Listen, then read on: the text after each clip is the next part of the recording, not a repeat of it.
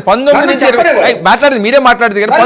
కానీ మీరే మాట్లాడేది కానీ ఒక్క నిమిషం 19 నుంచి 24 వరకు మీరు చూశారు 3 ప్రాంతాల అభివృద్ధి అన్నారు 3 రాజధానులు అన్నారు బీజేపీ ఏం చెప్పిందండి ఎందుకైతే అని పెట్టుకుంటారు రాష్ట్ర ప్రభుత్వం మాకేటి సంబంధం అన్నారు ఇంత తెలుసును కూడా మళ్ళీ మీరు ఒకటే రాజధాని ఉంటుంది రాష్ట్రానికి ఒకటే రాజధాని ఉంటుంది అంబేద్కర్ గారు లేకపోతే మోదీ గారు ఇది కాదు కదా ఒక ఇష్యూ అయ్యింది కాబట్టి ఒక టెన్షన్ ఉంటుంది కదండి మీరు అడిగిన ప్రశ్న జవాబు వచ్చిందా కొంచెం చెప్పండి నేనేమంటున్నానంటే పాలకుడు అనేవాడు ఎవరొచ్చినా వ్యాపారవేత్త వచ్చినా రాజకీయ నాయకుడు వచ్చినా కార్పొరేట్ వాడు వచ్చినా ఇంకొకటి వచ్చినా రాజ్యాంగం ప్రకారం పరిపాలన చేయాలి జగన్మోహన్ రెడ్డి ఆ పని చేయలేదు బీజేపీ మాట్లాడిందనే మాట కూడా వాస్తవే వేదిక ఇక్కడ ఉన్నటువంటి చూసే వాళ్ళందరికీ తెలుసు ఇక్కడ డిబేట్ లో ఉన్న పెద్దలకి తెలుసు బీజేపీని అడగండి అన్నది కానీ బీజేపీ ఆ మాట అన్నది కానీ రాజధాని 3 రాజధానులకు ఓకే చేస్తారని ఏమైనా పార్లమెంట్ లో బిల్లు పెట్టిందా లేకపోతే రాష్ట్రం చేసినటువంటి తీర్మానాన్ని ఏమైనా ఆమోదించిందా ఆనాటి రాష్ట్రం చేసినటువంటి తీర్మానాన్ని ఏమైనా ఆమోదించిందా ఎక్కడ కానీ అక్కడ కానీ వాళ్ళు కూడా బిల్లు అసెంబ్లీలో పెట్టారు మళ్ళీ 4 కొరకు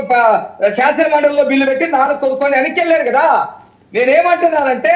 హైకోర్టు చాలా స్పష్టంగా రాజధాని విషయంలో ఒక నిర్ణయం చెప్పిన తర్వాత కాదు కూడదని చెప్పేసి ఇప్పుడు సుప్రీంకోర్టులో ఉంది సుప్రీంకోర్టులో నుంచి ఉన్నప్పుడు దానికి అనుకూలంగా సుప్రీంకోర్టులో ఏమన్నా వేయటమా లేకపోతే సుప్రీంకోర్టు తీర్పు వచ్చేదాకా వెయిట్ చేయటమా లేకపోతే దీని అసలు అవసరమే లేదు దీన్ని నిర్మాణం చేసుకుంటే వెళ్ళటమే అది చర్చించేటువంటి అంశం కాదని ఒకటి జరుగుతుంది అప్పటిదాకా వెయిట్ చేయాలి కదా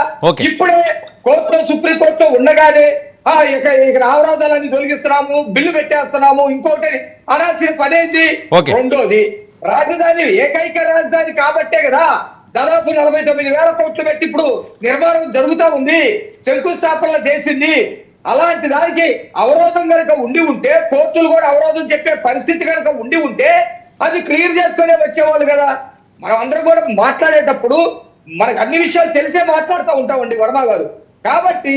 రాజధానికి ఎటువంటి అవరోధం లేదనే మేము భావిస్తా ఉన్నాము భావించండి అవరోధం ఉందనే హలో మాట్లాడండి ఒకవేళ అలాంటి అపోహలు జగన్మోహన్ రెడ్డి సృష్టించడమో లేకపోతే కొంతమంది శ్రేయోభిలాషుల దగ్గర నుంచి కూడా అలాంటి వాతావరణం వస్తే సందర్భాన్ని బట్టి అలాంటి నిర్ణయాలు జరుగుతాయి ఎందుకంటే కేంద్రము రాష్ట్రము రెండు కలిపి ఒక అవగాహన తోటి ముందుకెళ్తా ఉన్నాయి అనేది ఒకటే ఓకే మాణిక్యాలరావు గారు ఒక్క నిమిషం మనతో పాటుగా కాకుమాన్ రాజశేఖర్ గారు కూడా జాయిన్ అయ్యారు వైసీపీ మాజీ lid cap corporation chairman Rajasekhar గారు ఏంటి ఆంధ్రప్రదేశ్లో జరుగుతున్న అంశాలు ఒకటి ఉండవల్లి గారు అసలు జగన్మోహన్ రెడ్డిని అరెస్ట్ చేయాలి మిగతా వాళ్ళందరినీ ఎందుకు అరెస్ట్ చేస్తారని చెప్పి ఆయన మాట్లాడుతున్నారు బహిరంగ మరొక వైపు రాజధానికి 2019 నుంచి 24 వరకు కూడా మీరు ఆ ప్రాంతానికి తూట్లు పొడిసేశారు పూర్తిగా అన్యాయం చేశారు అదే రిజల్ట్ మీకు 24లో వచ్చింది అట్రప్లాపుగా ఓడిపోయారు మళ్ళీ విషం కక్కుతున్నారు రాజధాని మీద అని చెప్పి మళ్ళీ ప్రచారం జరుగుతుంది వైఎస్ఆర్సీపీ గుడ్ ఈవినింగ్ సార్ ప్యానెల్లో ఉన్నటువంటి మిత్రులందరూ కూడా ముందుగా నమస్కారాలు ఇక్కడ రాజధానికి తూట్లు పొడవడానికి అసలు రాజధాని ఎక్కడుంది ఏం కట్టారు అది ముందుగా సమాధానం చెప్పాల్సినటువంటి అవసరం ఉంది తాత్కాలికమైనటువంటి బిల్డింగ్స్ తాత్కాలికమైనటువంటి తప్పితే అసలైనటువంటి రాజధాని పర్మనెంట్ స్ట్రక్చర్ ఏదైనా కట్టడం జరిగిందా ఒకవేళ కడితే మేము ఏదన్నా ఆపేసామా ఇప్పుడు కట్టడానికి వాళ్ళకి చేతగాక వాళ్ళకి వల్లగాక 5 సంవత్సరాలు తాత్కాలిక భవనాల్లో నుండి వదిలేసి వెళ్ళిపోయారు అప్పులతోటి రాష్ట్రాన్ని వదిలేసి వెళ్ళిపోవడం జరిగింది అదే అప్పులతోటే మరి మేము అధికారంలోకి వచ్చిన తర్వాత కూడా కొనసాగుతూనే ఉండటం జరిగింది అసలు రాజధాని నిర్మాణానికి జస్ట్ ఇన్ఫ్రాస్ట్రక్చర్ డెవలప్మెంట్ కోసమే చంద్రబాబు నాయుడు గారు ఆ రోజు కేంద్రానికి 1,10,000 కోట్ల రూపాయలు ఖర్చు అవుతుంది కేవలం ఇన్ఫ్రాస్ట్రక్చర్కి అవుతుంది అని కేంద్రానికి రాస్తే